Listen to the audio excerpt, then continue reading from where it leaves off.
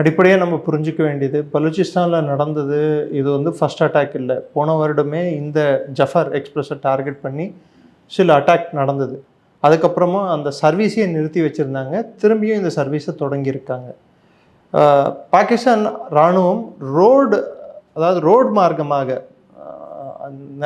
அவங்களால ஒரு இடத்துல இன்னொரு இடத்துக்கு போகக்கூடிய சூழல் இல்லாத ஒரு காலகட்டம் பலூச்சிஸ்தானில் ஏற்பட்டுள்ளது.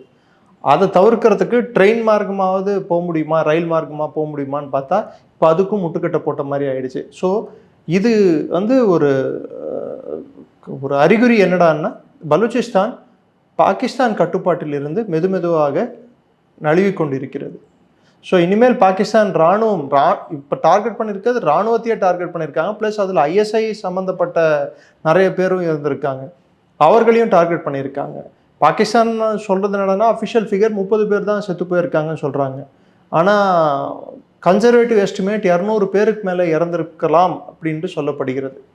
அதாவது கன்சர்வேட்டிவ்னா குறைந்தபட்சம் அதற்கு மேலே தான் இருக்கும். ரெண்டாவது, இந்த மாதிரி ஒரு தாக்குதல் பாகிஸ்தான் வந்து பெஷாவரில் 2015 ஸ்கூலில் நடந்த தாக்குதலுக்கு அப்புறமா இந்த அளவுக்கான ஒரு தாக்குதல் பாகிஸ்தானில் இப்போ தான் பார்க்க முடியுது.